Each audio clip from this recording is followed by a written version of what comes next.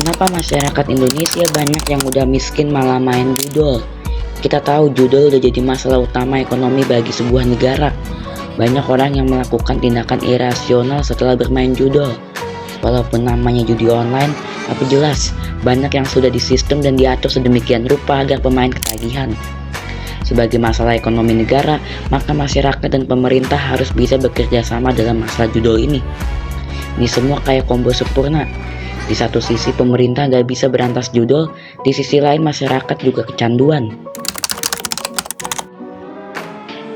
Menurut data dari World Bank, sekitar 60% masyarakat Indonesia masuk dalam golongan miskin.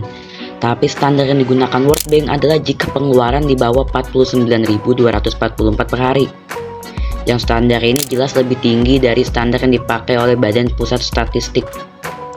Badan Pusat Statistik Indonesia mencatat, pada Februari 2025, jumlah pengangguran di Indonesia mencapai 7,28 juta orang, meningkat dari 7,20 juta orang pada Februari 2024. Bahan pokok semakin lama juga semakin mahal, seiring dengan pertambahan populasi, konflik global, inflasi, maupun faktor cuaca atau bencana. Dari fakta itu memberikan kita satu kesimpulan, bahwa ketika angka kemiskinan dan pengangguran naik, juga diiringi dengan harga bahan pokok yang semakin naik. Oke, sebelum masuk premis kedua, ingat satu kata kunci, keterbatasan ekonomi. Menurut data dari kumparan.com menunjukkan 38.540 siswa SD, 12.210 siswa SMP, 6.716 siswa SMA, dan 9.391 siswa SMK terpaksa putus sekolah, yang kebanyakan adalah karena keterbatasan ekonomi.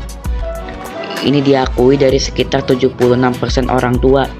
67% mengakui anak mereka tidak melanjutkan sekolah karena masalah ekonomi, dan 8,75%-nya terpaksa bekerja untuk kebutuhan keluarga.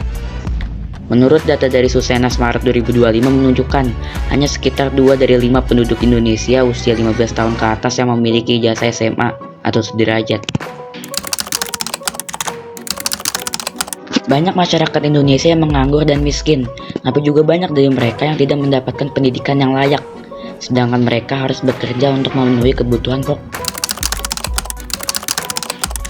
Dari kesimpulan itu, kita sudah tahu banyak masyarakat Indonesia yang miskin dan memiliki kebutuhan pokok yang belum dipenuhi, tapi banyak dari mereka yang tidak punya kompetensi untuk memenuhinya. Maka judul adalah solusi yang pas bagi mereka, karena bisa mendapatkan uang instan dengan hanya prediksi nggak jelas dan tekan-tekan tombol. Tapi bagaimana bisa masyarakat bisa sampai sangat ketagihan untuk bermain judul? Karena judul mempunyai taktik agar pemainnya bermain terus-menerus atau sering disebut sebagai casing the hype. Dan untuk mencapai itu, judul memberikan kemenangan awal bagi pemain agar otak melepaskan dopamin, yaitu hormon yang berfungsi menciptakan rasa kebahagiaan. Ketika mendapatkan kemenangan awal, otak akan merekam dan dopamin akan aktif, sehingga menimbulkan rasa ingin lagi. Selain masyarakat, jelas pemerintah punya peran penting dalam masalah judul ini. Karena jika kita lihat banyak promosi judul yang secara jelas ada di ruang publik dan dikonsumsi masyarakat.